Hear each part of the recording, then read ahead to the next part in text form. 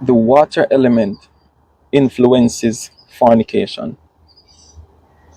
In order for us to understand this, we have to first understand the water element, and then we have to understand fornication in its essence and the relationship between the water element and the human existence. Dealing with the water element, you have the celestial waters, then you have the physical waters, oceans, seas, lakes, rivers, all those bodies of water, right?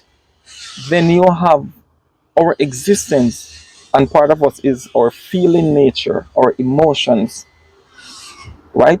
So that part is influenced by the celestial waters or the physical waters. Now, when you think about fornication, most people have no idea what fornication is, because what the Western world does, what modern Christianity and modern Hebrew, the Hebrew community, what they do is they demonize lawful sex and uphold unlawful sex. So the moment you demonize what is lawful, in your heart you already say Torah is done away with. Now, for people who are trying to try the spirit by the spirit, right? The word of God bears witness to itself. The letter of Torah is a witness. The experiences of our righteous forefathers, who the Most High directed their steps, is also another witness. So when you're dealing with unlawful sex, everything that you see in Leviticus chapter 18 and Leviticus chapter 20, those are unlawful sex. Now, fornication, now, you're dealing with sex that is in honor of other gods. Now, the first thing a person is going to say, I'm not having sex in honor of other gods. Oh, really? What do you deem to be sex in honor of other gods? Because you're not going to a certain temple, bowing before a statue, and having sex. See, one aspect of fornication is if you're performing this ritual before the moon and you say, okay, you and your wife are having sex in that honor, that's going to be fornication, because the sex is done in honor of the moon god or moon goddess, right?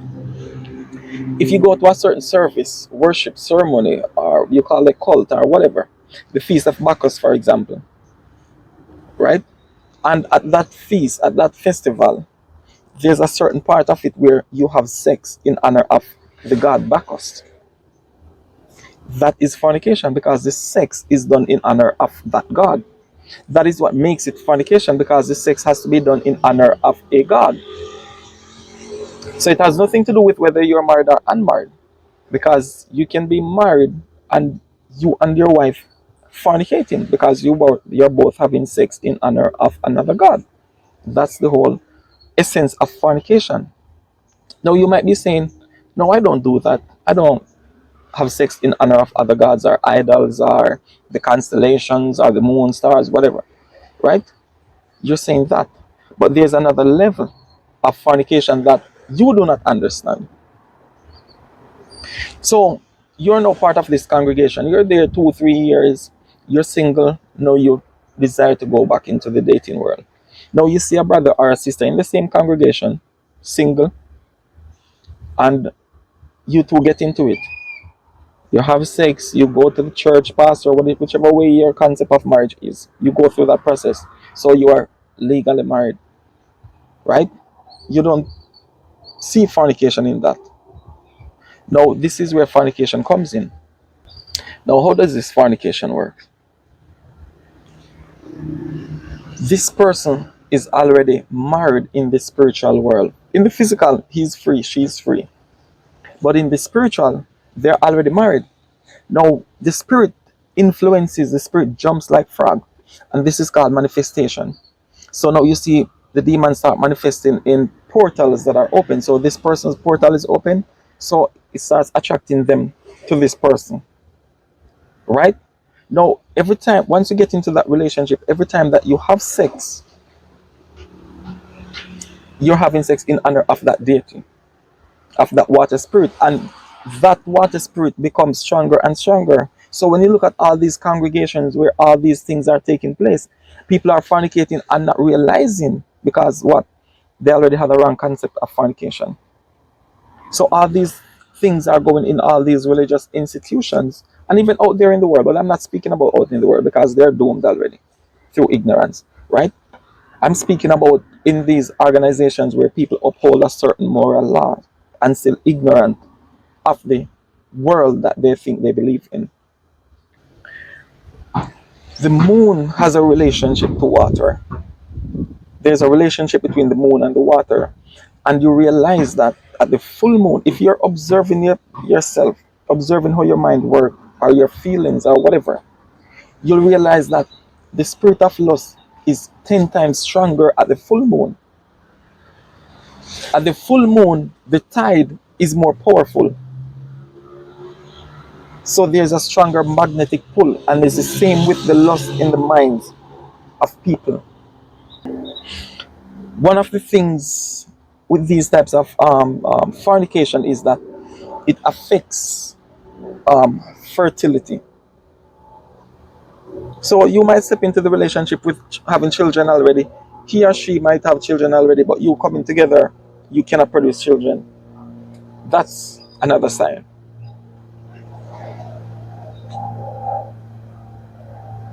Because your egg is dedicated to another spirit. Your sperm is dedicated to another spirit.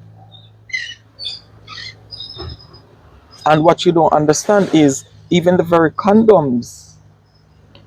Why you think a lot of these even religious institutions push condom concept so much? How many of you prayed over your condoms before using them to remove whatever intention was placed on this condom before using them? You don't. So this is how it works. This is a condom. This is a condom. This is the inside of the condom here. This is where the sperms of the man is. Right? Now these spirits can take this condom when you throw them away. These spirits can take this condom, take your sperms inside of it, and that's how they bind you up. And you don't know. That's how they get into you. This is how they get to take you over. Also, for the woman, if this side contains the sperm of the man, and the other side of the condom, you know what is there? The fluid of the woman. So this is how also they get to you, because your fluid is also on that condom.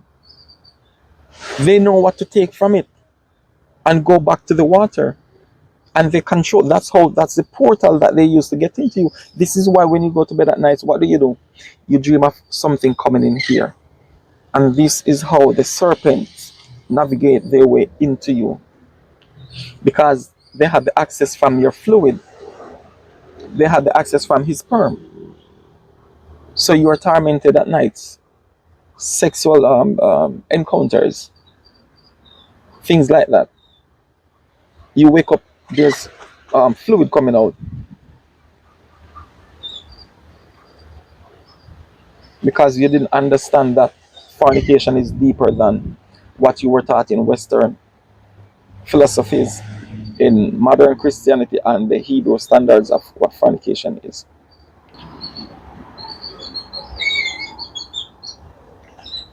Another sign, another sign of a person that is bounded by this spirit is from the standpoint of the man, right? From the standpoint of the man, you'll see that, like, especially people in position of power, leaders of congregation and so forth, they will have this lustful spirit, and they will keep certain women in their congregation closer to them, because this is manifestation, like I said. So these women are going to do what? Naturally gravitating to you. Now you are going to give over emotionally to these women. So it's taken over you through your lust. You have to conquer that through discipline. From the standpoint of the woman, one of the covenants, one of the covenants is the hair. What about the hair? You know the person is bounded by that spirit because those spirits deal with high colors. So most of the time you'll see every time she goes to the hairdresser, the one color that she cannot put in her hair is black or brown, something that's not so bright. The mermaid spirits bind you with bright colors like the rainbow. So it has to be pink, bright green, yellow. And yellow is a primary color for the water spirits. Every time you go, you have to have the yellow hair. Every time, the one thing your husband cannot persuade you to do is go black because it is not your choice. You are being influenced by the water, and the coloring of your hair is a sign between you and the spirit. Is a covenant between you and that spirit. Another thing is jewels, because when you are married to a marine king, what do kings give to their concubines or wives or women or queen, whatever it is called? They give precious jewels. So you're filled with chains, rings, bangles, bracelets, anklets, and even physically too. You might be wearing them. You might buy a certain jewel. It doesn't matter if it's fake or real, expensive or cheap, whatever. And you have an attachment to these physical rings because you are spiritually bound by the spiritual rings that you're wearing, that you can't see, that you don't even know that's there. Your piercings, all those earrings, nose rings, tongue, lip, wherever the piercings are down here, they bound you, and that's the covenant between you and that spirit. So you thinking it's your own choice to put those bright colors in your hair? No, you are owned.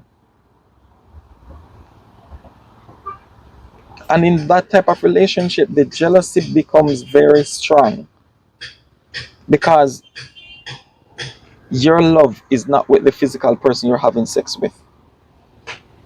So there's a spirit of jealousy that stands between you two. How do you know? Your dreams also tell you, because most of the times you get dreams where there is a beast. You're here, your partner is here, but there's a beast between, whether it be a centipede, a dragon, an eagle, a beast that can devour or hurt you, or something venomous. It's not going to be like a dove or a lamb. It's a beast. So the type of beast tells you what type of spirit is between you two. So the man might be a good man, the woman might be a good woman, but you two just cannot get along because there are other spirits between you two. So that is the fornication that you were never taught. Bounded in the spirit realm. Now, apart from the condom, how else can they enter? Through imaginations. Temptation only works through imaginations. So when you give over your mind to something that you don't have, you're opening a door. So you see all that mindset, future husband, future wife, the door is already open. So they come in through that temptation there. The feeling of loneliness. You keep on fantasizing about your future husband. You say, what you call it? You're calling it into being, calling it into existence. Well, you're not only calling your future husband and future wife. You're calling in your spiritual husband and your spiritual wife from the depths of the waters.